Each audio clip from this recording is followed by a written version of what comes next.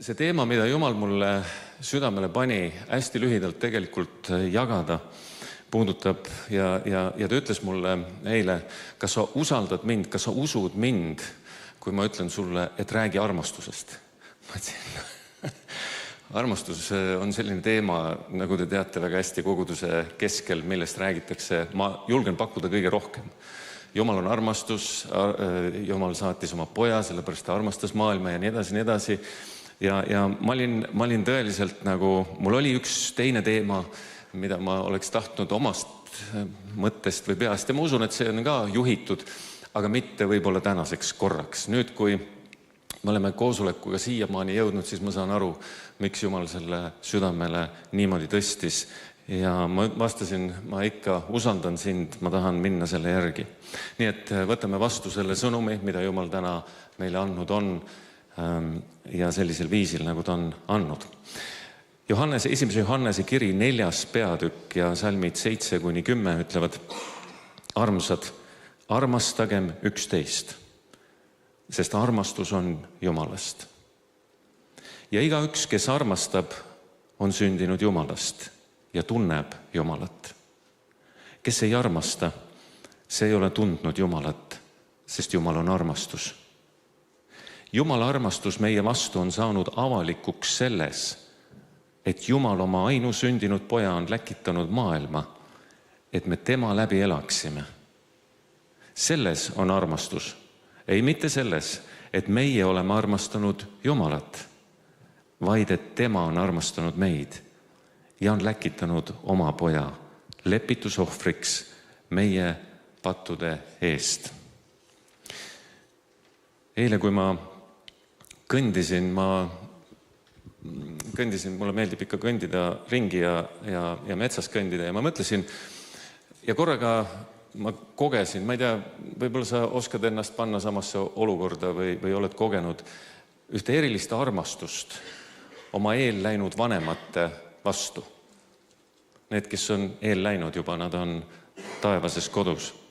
Ja mulle meenusid need lapsepõlve hetked ja mälestused ja pildid, kus me istusime meie väikeses köögis, sõin kilu võileiba ja jõin kohvi. Jah, ma jõin juba 5-aastasest peale kohvi. Ärge kodus järgi proovige. Aga ema olevat isegi mulle lutipudelist ühe korra kohvi andnud, ma seda ei tea. Aga 5-aastasest peale ma igal juhul, piimakohvi, piim oli seal enamasti rohkem ikkagi kui kohvi, aga ma ei tea, miks ma seda niimoodi sain, aga igal juhul see oli tore. Aga muu see mälestus ja korraga ma olen seal selles köögis, selles väikeses köögis, selles nurgas ja ma tunnen neid lõhnasid ja ma mõtlen, kui armas see oli. Ja siis tuleb mul teine pilt, kui ma olen tõenäoliselt kuskil teismeline, võib-olla isegi ennem, võib-olla 10-11 aastane, kuskil selline, ma täpselt ei mäleta. Aga ma mäletan seda, kui me isaga tulime tema töö juurest. See oli öösel, tulime trammi peale ja sõitsime Balti jaama ja läksime, siis oli veel Balti jaamas müüdi lihapirukaid, üsna hilja õhtuni välja. Ostsime lihapirukaid ja läksime rongi peale ja rääkisime. Ma ei tea, kas sul on mõni selline mälestus oma lapsepõlvest. Võib-olla sul on väga valus mälestus. Mul on neid ka. Meil kõigil. Aga eile ma mõtlesin selle peale ja kuidagi Jumala vaim kõnetas mind. Halvad asjad ununevad ära. Nad jäävad sinna minevikku. Niimoodi, et sa ei mäleta neid enam. Aga head asjad jäävad. Ja siis korraga ma tajun seda, kuidas Jumal kõnetab mind selle keskel ja ütleb, kui sina tunned oma eelläinud vanemate osas armastust, siis mõtle, kui palju enam armastan mina sind, sest mina olen armastus. Mina olen selle armastuse tunde inimesele loonud ja andnud. Selle võime armastada. Oled sa mõelnud selle peale? Sest nii tihti on nii. Me tunneme hukkamõistu, me tunneme näpuga näitamist, me tunneme seda, et me ei kõlba. Ja kui me peegli ette läheme, siis me üsna tõenäoliselt ütleme seda endale üsna tihti. Ma ei kõlba, ma ei saa hakkama, mul on see või teine. Kui mitte sõnadega, siis ometi oma mõtetes. Oleme ausad, on nii. Aga Jumal ütleb, et ma ei mõista sind hukka. Ja sellest kohtust, millest rääkis Raimondo, kas sa tead, et Jumala kohus on selleks, et õigeks mõista, mitte süüdi mõista. Jumal saatis oma poja selle pärast, et kogu süü tema peale panna. Oled sa mõelnud? Me kristlastena nii tihti eksime sellesse ära. Oi, nüüd on nii, oi, nüüd oli naa, oi, nüüd on nii. Ja vaenlane teeb selleks absoluutselt kõik. Ta istub sulle siia õla peale ja hakkab sulle ette lugema kõike, mida sa valesti teed, mida sa valesti mõtled, mida sa valesti ütled. Ja üldiselt, et sa Jumala juurde lähed, kuule unusta ära, ta on nii püha. Ta on nii püha. Mine eemale, tõmbu kookonisse, mine sinna kuskile oma sellesse nurka tagasi ja häbene. Aga see on vaenlase jutt. See on kuradi jutt. Jumal kutsub meid enda ligi ja ta armastab meid igat ühte. Ja ta kutsub meid sellisel viisil, nagu ei ükski maapealne vanem suuda kutsuda ega armastada. See oli see, mida ma tundsin kuidagi nii selgelt ja ma mõtlesin, appikene. Ma ei ole osanud ja ma arvan, me paljud ei ole osanud Jumala armastust vastu võtta. Oled sa mõelnud sellele? Jumala armastust vastu võtta, sest Jumala armastus on kättesaadav meile igale ühele, absoluutselt igale ühele. Aga ära lase nendel asjadel, mis on su elus olnud viltu või on viltu, ära elimineerida Jumala armastuse suurust, vägevust, jõudu. Seda, mis tegelikult, sest Jumala armastus saab meid muuta. Kas sa tead, kõige suurem jõud üldse selles maailmas ongi armastus. Ei ole teist. Kui keegi tuleb ja ütleb sulle seda ja mõistab sind hukka ja ütleb, et kuule, sa ei kõlba. Kas aitab sind? No mõnda võib-olla aitab. Veel kehvemini ennast tunda. Aga kui keegi tuleb ja ütleb, tead sa, ma usun sinusse, ma armastan sind. Ma armastan sind nii palju ja nii kirglikult, et ma olen nõus oma elu sinu eest andma. Ja siis sa koged korraga soojust, sa koged korraga ühte sõnades seletamatut olekut. Midagi, mis tõstab sind üles, midagi, mis paneb sind vaatama enda vigadest ja teiste vigadest üle ja mõistma, et sellel kõigel ei ole üldse olulisust ja tähtsust, kui armastus on kohal. Oled sa kogenud seda? Mõni, appikene, me peame kõva suure palve tegema lõpus.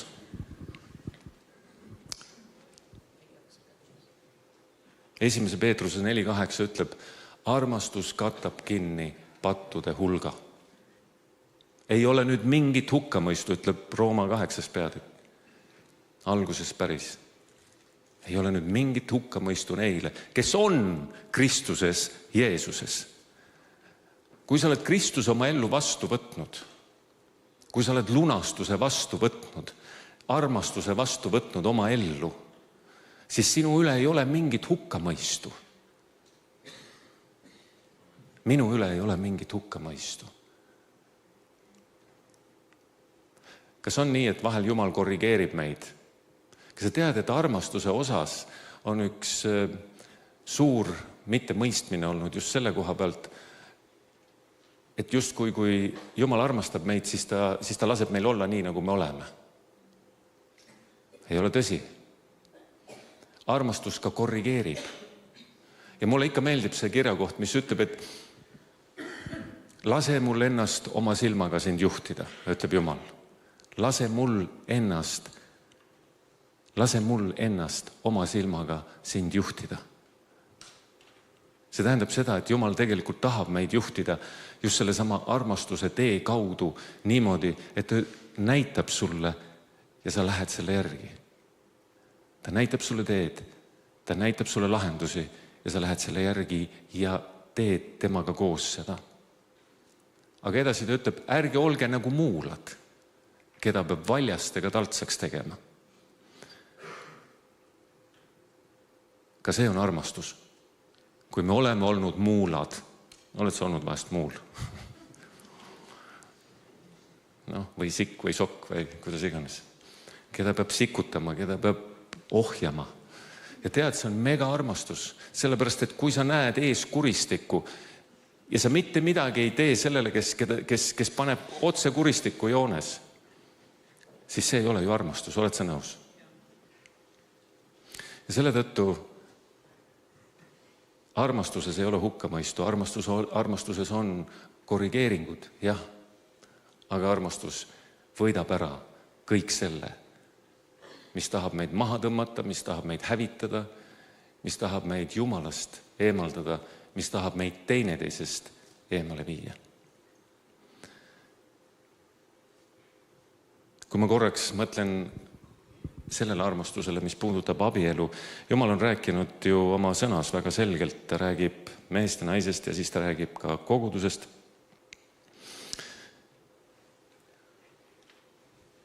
Meie oma abikaasaga oleme väga erinevad, väga erinevad. Oma natuurilt, oma olemiselt kõik.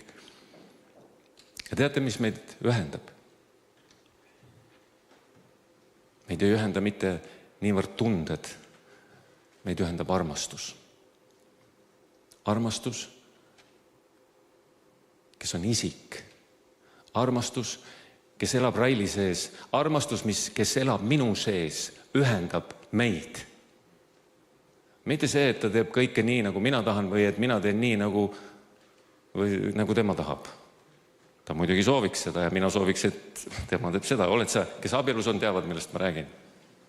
Me ikka tahame, et tahaks teine teha nii, nagu mina tahan.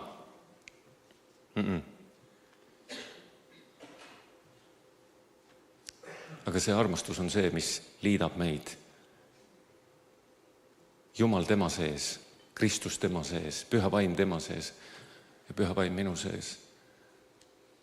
See teeb meist ühe. Tema teeb meist ühe. Nii paljud räägivad, armastus sai otsa. Tõsi või? Ma ei ole kuulnud, et Jumal oleks siit maailmast ära läinud. Ma saan nende jutust aru, kes Jumalat ei usu, et nendel on see probleem. C.S. Lewis on öelnud, armastus on vabatahtlik tegevus. Mitte sõnades ega tundmustes, vaid tegelikes tegudes ja valikutes. Veel kord, armastus on vabatahtlik tegevus, mitte sõnades ega tundmustes, vaid tegelikes tegudes ja valikutes. No lastest mulle meeldib rääkida ja täna, kuna meil oli lastetöö juhi vahetus, üks andis teatepulga teisele, siis see on nii sobilik siia öelda. Minu vanem tütar Victoria, kui ta sündis, siis ta tõi minule võime armastada tagasi. Kui me kõndisime temaga seal sünnitusmajas, ta oli äsja sündinud, arstid tegelesid abikaasaga, ja ma kõndisin umbes 15 minutit koridoris selle väikese beebiga, kes oli mu käte peal. Ta ei nutnud. Ta vaatas oma suurte sõstra silmadega, nagu me ikka nimetame. Vaatas mulle ainiti otsa ja teate, see 15 minuti jooksul ma võiks ütelda, et kui Jumal sünnitas mind üks kord uuesti, siis seal toimus see teist korda. Minu sees sündis armastus, mis oli sealt kaduma läinud.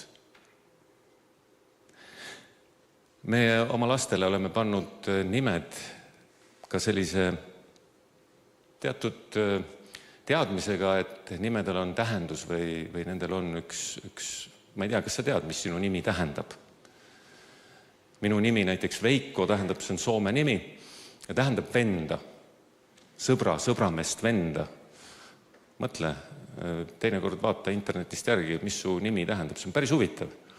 Ja kui ma mõtlen oma elule tagasi, siis see nimi on mulle teatud mõttes nagu rajanud teed. Ja kui sa vaatad Iisraeli rahva ajalugu, nad said seal nimesid ka ikka vastavalt sellele, kuidas oli vaja. Ja üsna sageli Jumal ütles, kellel mis nimi on. Nii nagu Risti Johannesele tuli nimi, nii nagu Jeesusele tuli nimi. Nimel on tähendus. Viktoria Rahel, tema nimi tähendab talleke, kes võidab, võitja talleke. Raili nimi tuleb ka, minu abikaasa nimi tuleb ka Rahelist ja see oli ka selle tõttu oluline. Talleke, kes võidab, võitja talleke. Ja kui ma vaatan tema elu, ta on 22-aastane täna, siis ma vaatan, ta on selline, kes läheb ja ta võidab. Kui minu Katariina oli väike, siis ma olen vist seda rääkinud, seda lugu. Ma tulin Ameerikast 2 aasta jooksul, käisin üsna tihti seal, meil oli seal üks ettevõtmine. Iga kord, kui ma tulin lennujaamast välja, seal, kus siis vastu võetakse, jooksis väike Katariina mulle sülle. Tal pisarad jooksid ja ta ei suutnud ühtegi sõna ütelda kuni sinnamaani, kuni me koju jõudsime. Ja siis kodus ta ütleb mulle niimoodi: Issi, ära enam mine reisile. Ja eile seal metsas jalutades ma mõtlesin nende hetkede peale, need on hindamatud hetked. Ja ma ikka oma noortele sõpradele, kellel on väikesed lapsed, olen öelnud, hinnake neid hetki. Katariina nimi, Katariina Lotta, puhas, jõuline energia, väeliselt puhas, vägi, kes on puhas. Ja kui ma täna teda vaatan siis ja mõtlen selle peale, kuidas tema toimetab oma elu ja toimetamist, siis ma võin ütelda täpselt oma nime järgi see lugu läheb. Ja siis on meie Mikakene, Mikaela-Marii, ma ei hakka sellest rohkem rääkima, sellepärast, et tema on üks, võiks ütelda, lausa armastuse kehastus. Aga tema nimi, Mikaela-Marii, tähendab, kes on selline kui Jumal, oodatud, soovitud kingitus Jumalalt. Lihtsalt hea laps. No mega. Tema oli siis meie pesamuna, ennem kui tuli järgmine pesamuna, kelle nimi on Iti Ariela. Ta on praegu siin kõrval laste tunnis. Ja Iti nimi tähendab, minu Jumala lõvi on minuga. Minu Jumala lõvi on minuga. Mine koju ja vaata, mida sinu nimi tähendab. See on väga põnev ja huvitav. Miks ma räägin nendest nimedest, miks ma räägin oma lastest täna ja miks ma teatud mõttes tõmban ennast niimoodi lahti? Sellepärast, et iga laps, iga inimene toob oma moodi armastuse väljenduse sellesse maailma. Iga laps toob omamoodi armastuse väljenduse sellesse maailma. Kui keegi küsiks minu käest, keda sa oma 4 tütrest armastad kõige rohkem, siis ma ütleks, et seda küsimust ei saa niimoodi küsida. Seda ei saa niimoodi küsida. Ma armastan neist iga ühte rohkem kui oma elu. Ja see on see armastus, mille Jumal on meile kõigile andnud. Ja see kuvab osaliselt seda, milline on armastus temal meie suhtes ja meie vastu. Kui sa oled lapsevanem, siis sa tead, millest ma räägin. Kui sa veel ei ole, oota. Siis saad tunda ja teada. Jumala armastus on samamoodi meie vastu, igaühe vastu erinevalt väljendatud. Aga ta on armastanud meid niivõrd, et ta on andnud oma elu meie eest. Et meie saaksime armastust kogeda mitte ainult selles maailmas, vaid igavikus olla armastuse keskel. Ja seal, kus armastus on suure A-tähega. Jumala soov on olla meile kõigile väga lähedal. Meie sees, meie kaudu, meie läbi. Ja nii nagu me täna tegime selle palve, ma usun, et see palve, mida me ka lõpus teeme, see võib olla see palve, kui sa tunned Jumalat, aga võib-olla oled olnud selle koha peal, kus sa ei ole osanud vastu võtta tema armastust, millest räägib ka, ma ütleks, minu armas vend ja eelläinud Eenok Haamer. 27. veebruaril kutsus Jumal siit ilmast igavikku armsa õpetaja Eenok Haameri. 2 õhtut ennem olin ma temaga rääkinud telefonis. Me rääkisime päris tihti ja pikalt, sest meil oli sama vaim, nii nagu Eenok tihti mulle ütles. Aga 9. novembril eelmisel aastal Toomkirikus, mille õhtu nimi oli Õhtutäis õnnistusi, astus Eenok Haamer ülesse. Ja kui ta tuli sinna rahva ette ja istus sinna tooli peale, siis selles suures kirikus, mis oli üsna täis inimesi, kes olid tulnud kuulama ja osa saama, oli vaikus selline, et oleks võinud kuulda nõela kukkumist. Ma usun, kes olid kohal, võivad seda tunnistada. Ja ma refereerin nüüd Eenok Haamri seda sõnumit, mille ta oli saanud. Refereerin seda sellepärast, et see kõik läheb kokku. Ja ta ütles nii: Jumal on andnud mulle ühe sõnumi. Ma otsisin seda ja siis ta avaldas mulle.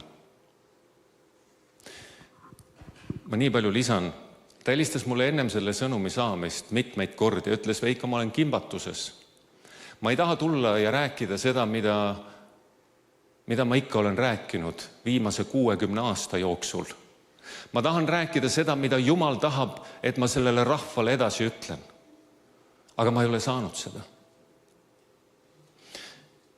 Ja siis üks õhtu ennem, 8.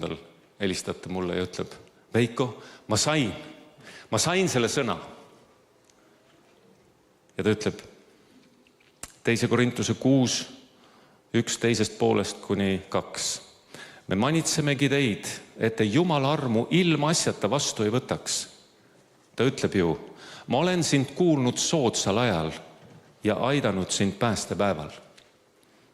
Ennäe, nüüd on ülisoodusaeg. Ennäe, nüüd on päästepäev.